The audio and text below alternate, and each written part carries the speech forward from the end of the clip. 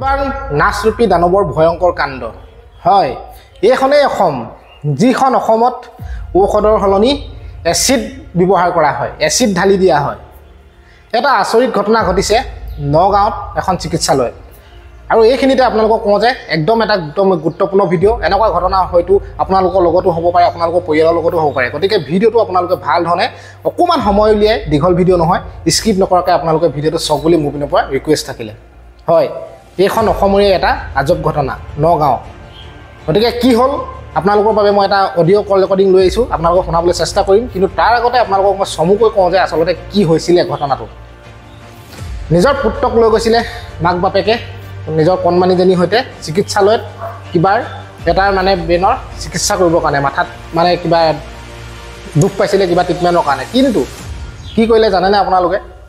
তাত দৰৱ হলনি ঢালি দিলে নাচে চিকিৎসক ৰূপী দানৱ ৰূপী নাচ বুলি ক'ব লাগিব ঢালি দিলে এচিড আৰু এচিড দিয়াৰ লগে লগে কি হয় আপোনালোকে জানে য'ত এচিড পৰে সেই ঘাঁডোখৰ কেনেকুৱা অৱস্থা হৈ যায় আপোনালোকৰ ফেনাই গেলি যোৱা নিচিনা হৈ যাব একদম পূৰা মাংস এৰি যাব আৰু তেনেকুৱা এটা বস্তু মূৰত যেতিয়া ঢালি দিয়া হ'ল আৰু সেই ল'ৰাজনে চটফটাব লাগিলে আৰু মাকে গৈ দেখিলে যে কি হৈছে মাকে অলপ মচি মেলি দিছে কিন্তু দেখিছে নহয় ঘাঁডোখৰচোন বেছিকৈ কিবা ফেনাই কিবাহে হৈ গৈছে আৰু তেতিয়া মাকে চালে যে নহয় এইটোচোন এচিড হয় মাকে তেতিয়া নাচজনীক ক'লে যে আপুনি এইবিলাক কি ঢালিলে এচিড ঢালিলে তেতিয়া নাচজনীয়ে হেনো ধমক দিছে আপুনি বেছি জানে আমুক তামুক আপুনি ইয়াৰ পৰা আঁতৰি যাওক তাৰপিছতে ডক্টৰ আহিলে ডক্টৰ আহি মেলি পটাপট আহি মেলি কি কৈছে জানেনে ডক্টৰবিলাকে আহি সেই দৰৱবিলাক তাৰ পৰা এচিডৰ দৰৱবিলাক লুকুৱাবলৈ চেষ্টা কৰিছে আৰু সেই মাকক সোমাবলৈ দিয়া নাই আপুনি মোবাইলটো কাঢ়ি মেলি মাকৰ মোবাইলটো কাঢ়ি থৈ দিছে অকল মাথো ল'ৰাজনক ট্ৰিটমেণ্ট নকৰি তেওঁলোকৰ এটাই চিন্তা কেনেকৈ দৰৱখিনি লুকুৱাওঁ সেই ডক্টৰবিলাকে আৰু সেই মাকক গালি সাপৰি পাৰিছে ইয়াত বোলে হাল্লা নকৰিব হৈছে নকৰিব নহ'লে বোলে এৰেষ্ট কৰাম পুলিচক মাতি এনেকুৱাকৈ দম দিছে মাকজনী তাৰপিছত বাপেক আহিলে ল'ৰাজনৰ বাপেক আহিলে বাপেকে যেতিয়া সেই বটলৰ অকণমান এনেকৈ লগাই মেলি ছালত তেতিয়া বাপেকে ৰ'ব পৰা নাই কাৰণ পুৰিবই এচিড বোলা বস্তুটো কেনেকুৱা বাপেকে ৰক্ষা পোৱা নাই তেতিয়া গম পালে নিশ্চিত হ'ল যে এইটো এচিড ঢালি দিলে আৰু দমটো আকৌ সেই চিকিৎসালয়খনৰ কৰ্তৃপক্ষই সেই নাৰ্ছ ডক্টৰসকলেহে তেওঁলোকক দম দিছে ভাবুকি দিছে যে এৰেষ্ট কৰাম ইয়াত হাল্লা নকৰিবি চিঞৰ বাখৰ নকৰিবি তই কি জানো আমিহে জানো এইবিলাক তেতিয়াহ'লে চিন্তা কৰক আপোনালোকে কিছুমান আচলতে চিকিৎসালয়ত নাৰ্ছবিলাকে নিজকে একদম যেন একেবাৰে MBBS ডক্টৰ বুলি ভাবে নহয় জানো এনেকুৱা আমি বহুত দেখিছোঁ নিজেও পাইছোঁ উপলব্ধি কৰিছোঁ বহুতে উপলব্ধি কৰিছে চিকিৎসালয়ত গ'লে আচলতে কিছুমান নাৰ্ছে কেনেকুৱা ধৰণৰ ট্ৰিটমেণ্ট কৰে আৰে ভাই পেচেণ্ট এজন যোৱাৰ লগে লগে এখন নাৰ্ছিং হোম হওক এখন চিকিৎসালয়ত হওক পেচেণ্ট এজন যোৱাৰ লগে লগে তেওঁলোকে কিমান ধুনীয়াকৈ আচলতে সেই পেচেণ্টজনক ভাল ব্যৱহাৰ কৰিব লাগে তেতিয়াহে পেচেণ্টজন সোনকালে সুস্থ হ'ব পেচেণ্টে ভয় নকৰিব নহয় জানো তেনেকুৱা হ'ব লাগে নাৰ্ছ বুলিলে মই চবৰ ক্ষেত্ৰত চববিলাকৰ কথা কোৱা নাই কিছু এনেকুৱা নাৰ্ছ আছে কিছু চিকিৎসালয়ত তেওঁলোকে নিজকে মানে ডক্টৰ বুলি ভাবে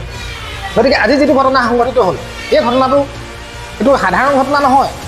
এচিড হয় যিটো বস্তুৱে মানুহক মাৰি পেলাব মৃত্যুমুখলৈ ঠেলি লৈ যাব পাৰে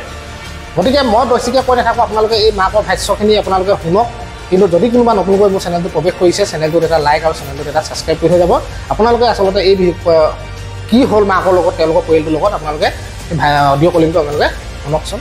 মোৰ ল'ৰাটোক ড্ৰেছিং কৰিবলৈ লৈ গৈছোঁ মোৰ সৰু ছোৱালীজনীও গৈছে তেখেতো গৈছে ড্ৰেছিং কৰিবলৈ লৈ যাওঁতে এনেকৈ বহুৱাই দিছোঁ বটল এটা এনেকৈ ঢালি দিছে ঢালি দিয়াত ল'ৰাটোৱে যেতিয়া একদম চটফট কটা চোৱাৰ নিচিনা চিঞৰিছে মই এনেকৈ উনাখন দি অকণ মুচি দিছোঁ বিয়পি আহিছে তেখেতে ঢালি দিছে বাইদেউ ঢালি দিয়াৰ লগে মই যেতিয়া এনেকৈ কৈ দিছোঁ দুবাৰমান ফুলি আহিছে তেনে কোলা হৈ গৈছে জ্বলা নিচিনা জেগাডোখৰ মই বোলো বাইদেউ এইটো ঔষধটো এনেকুৱা নহয় কাৰণ জ্বলি গৈছে মোক কৈছে তই বেছি জান নহয় বাইদেউ এইটো এচিড হ'ব কাৰণ এচিডটোহে এনেকুৱা বাপেকে তেনেকুৱাতে হাতত এক টোপালমান পেলাই চালে বাপেক একে চটিয়ন বটিয়ন কৰি ৰখিবলৈ পোৱা নাই নহয় কৈছে এইটো কি মই বোলো এচিড এইপিনে যেতিয়া হুলস্থুল কৰিছে কৈছে হুলস্থুল নকৰিব হেৰি আপোনালোকক এতিয়া ৰেষ্ট কৰিম ইয়াত ক'ত হস্পিটেলত হুলস্থুল কৰা আইন পালে কিন্তু তাই স্কিন বেয়া কাৰণে হেৰি কৰিছে কোৱা লগে লগে এইফালে ডক্টৰ আহি নাৰ্ছ বাইদেউ আহি ধুমধাম আপোনাৰ বটলটো লুকুৱাইছে বটল দিয়ক কিন্তু ল'ৰাটো যেন ট্ৰিটমেণ্ট কৰিব লাগে তেওঁলোকে সেইটো কোৱা নাই ক'ত বটলটো লুকুৱাব লাগে সেইটোহে কৰি আছে কৈ থাকোঁতে মই বোলো মোবাইলটো আছে গাড়ীত মোবাইলটো আনিব মোবাইলটো এইপিনে আনিবলৈ যাওঁতে এজন ছাৰে মোক